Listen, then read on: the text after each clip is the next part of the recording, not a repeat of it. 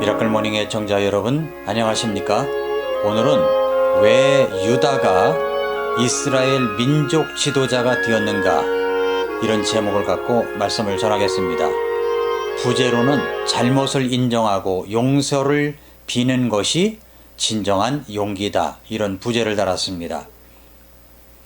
이스라엘을 다른 말로 하면 유대의 민족이라고 말합니다. 그 말은 유다를 일컫는 말입니다.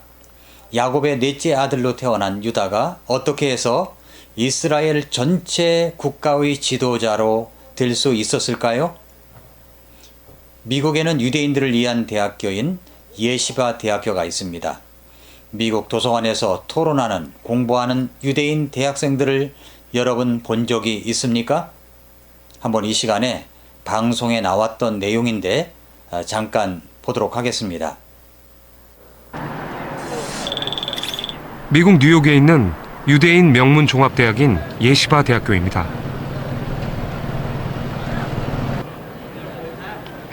이곳에서 우린 놀라운 광경을 볼 수 있습니다.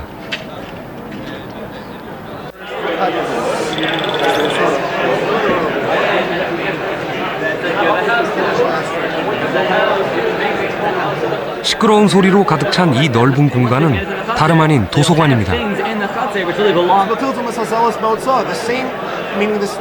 학생들은 책을 펴놓고 큰 소리로 떠들고 있습니다. 언뜻 보면 상대에게 화가 나서 따지는 것처럼 보이는데요. So we are talking about Friday. I think so. Fine. So we're talking about Friday. Let's just try to if we're running out of possibilities. We're running out of possibilities. What are we gonna do? Literally, can I ask you, what are you doing? What? What are you doing? What are we doing? We're studying. Talmud. You don't seem studying. You're just arguing. Yeah. So the way that it works is it's a unique learning style. Basically, the way it works is you learn in pairs called chabrusas. 학생들은 지금 하브루타 중입니다. Well, traditionally in the Talmud it means having a study partner. The idea is you learn better that way than if you just learn by yourself because someone challenges you. And this was true of my education also. I think one reason that the students did so well was we learned from each other.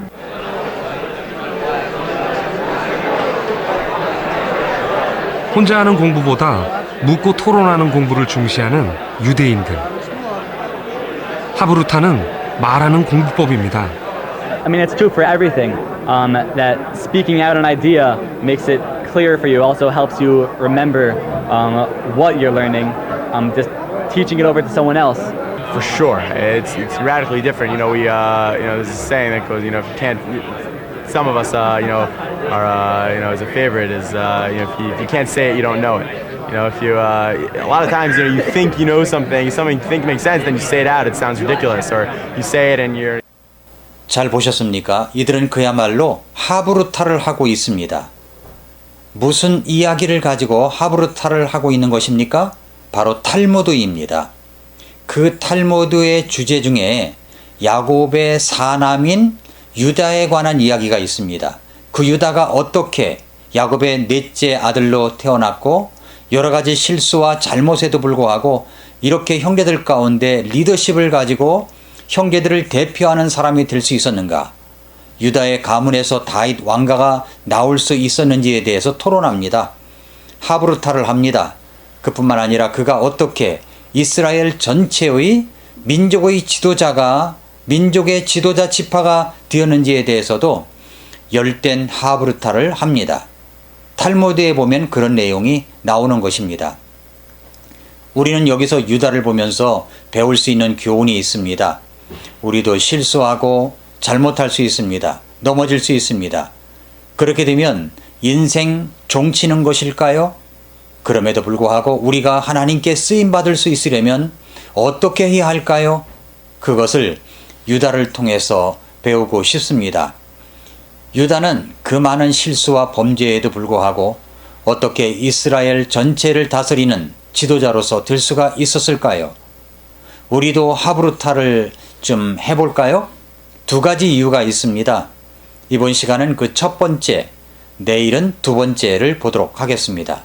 첫째로, 유다는 진정한 회개와 반성을 할 줄 아는 사람이었기 때문입니다. 국가적 범죄를 저지른 나라 하면 역사적으로 독일과 일본을 들 수가 있죠. 독일은 2차 세계대전 이후에 혹독한 전범 재판, 그리고 주변 국가에 대한 뼈저린 사과와 반성을 했던 나라입니다. 주변국들에게 엄청난 피해를 주었을 뿐만 아니라 600만 명에 가까운 유대인들과 그 이상의 수로 추정되는 집시들을 죽이고 유럽 전역을 전쟁터로 만드는 나라입니다. 그런데 독일은 그렇게 진정한 회개와 반성을 통해서 나라가 다시 시작되는 역사를 갖고 있습니다. 그러나 일본은 그렇지 않습니다. 과거에 우리나라를 식민지배하고 중국, 동남아 등에서 전쟁을 일으켜 수많은 사람들을 죽였습니다.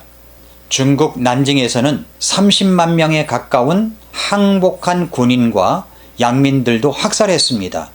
태평양 전쟁을 일으켜가지고 우리나라의 청년들을 전쟁터로 몰아넣었으며 젊은 여성들을 성노예로 끌고 다녔습니다. 그러다가 일본은 전쟁 가해자에서 원폭 피해자가 되어 항복을 합니다.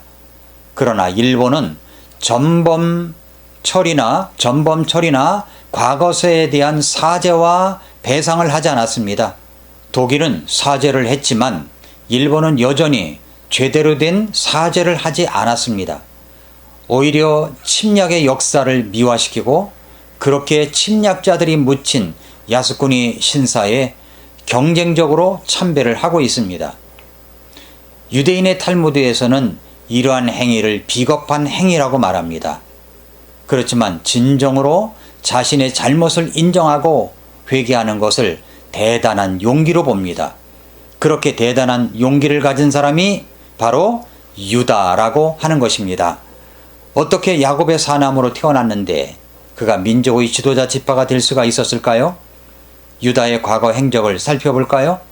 유다는 미움을 받던 동생 요셉을 구덩이에 던지는 것을 함께 했고, 요셉을 미디안 상인들에게 노예로 팔아 넘기자고 제안을 했던 사람입니다. 그리고 아버지 야곱 앞에서는 짐승에 물려 죽은 것 같다고 거짓말을 합니다.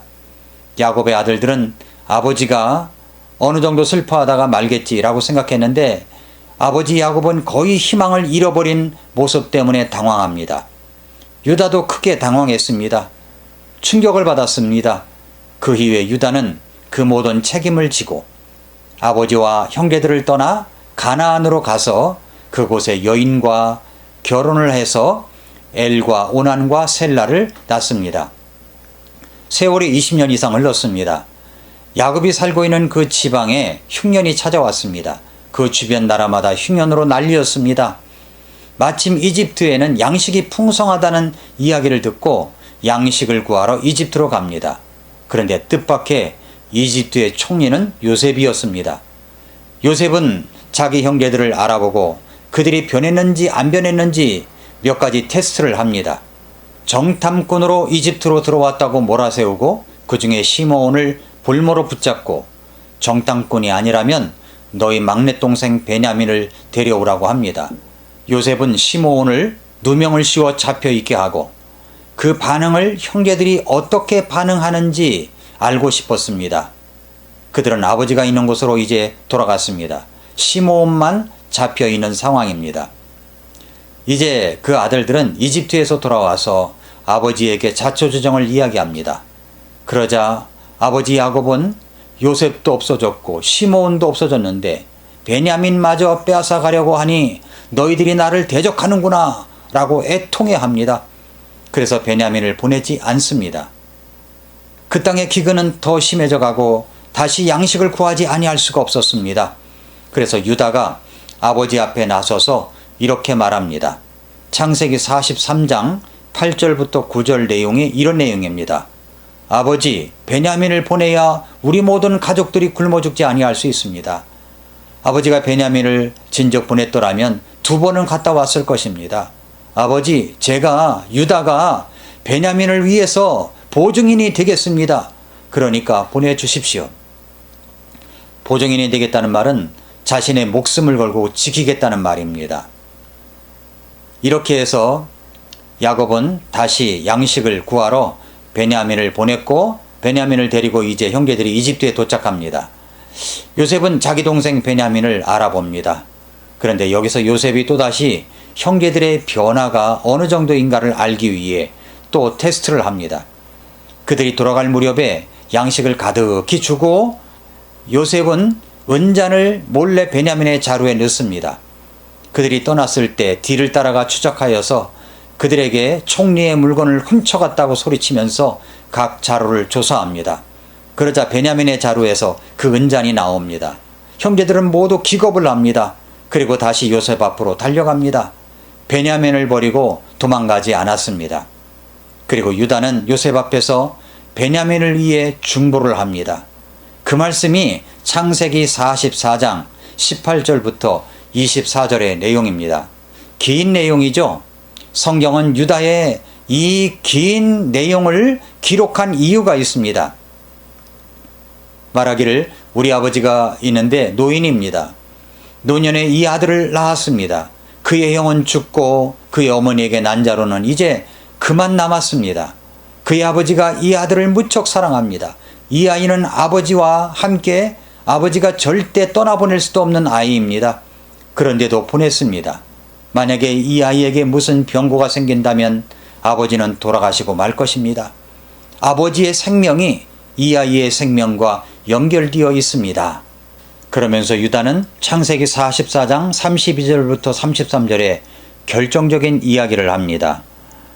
주의 종이 이 아이를 위해 내 아버지에게 보증인이 되어 말하기를 내가 이 아이를 아버지께로 데리고 돌아오지 아니하면 내가 내 아버지께 영원토록 비난을 받으리라 하였사오니 그러므로 이제 원하건대 주의 종이 이 아이를 대신하여 내 주의 노예로 남게 하시고 이 아이는 그의 형제들과 함께 올라가게 하소서.